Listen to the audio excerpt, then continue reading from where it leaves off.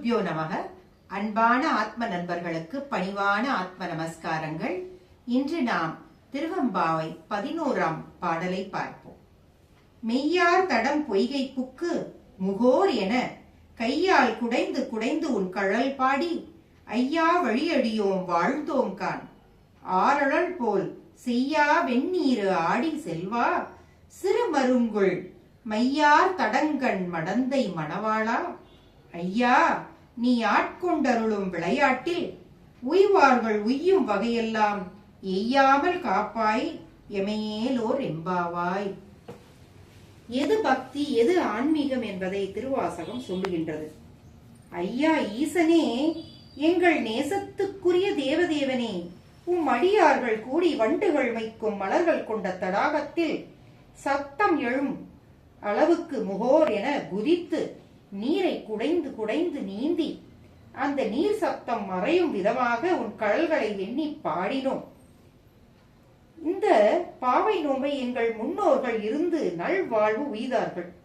நாங்களும் அதை தொடர்ந்து இந்த பாவை நோன்பை நோக்கின்றோம் என்பதை ஈசனே நீங்கள் அறிவீர்கள்.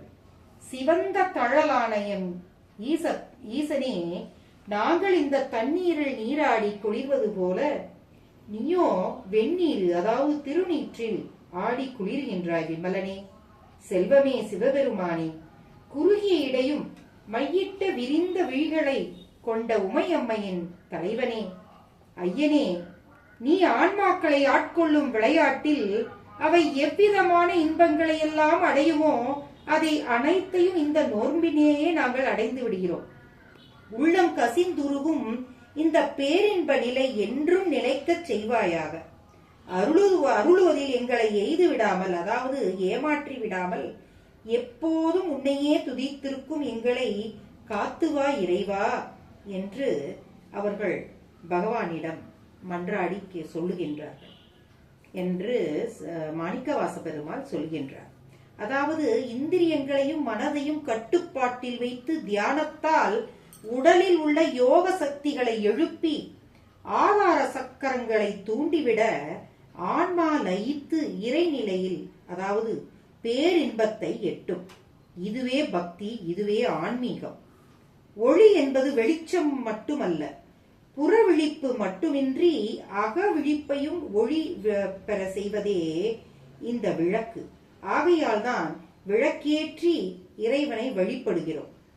ஆகையால் இந்த அற்புதமான மார்கழி அதிகாலையில் நம் தலைவனை பாடி இந்த இன்பத்தை நாம் பெற சீக்கிரம் எழுந்து வாருங்கள்.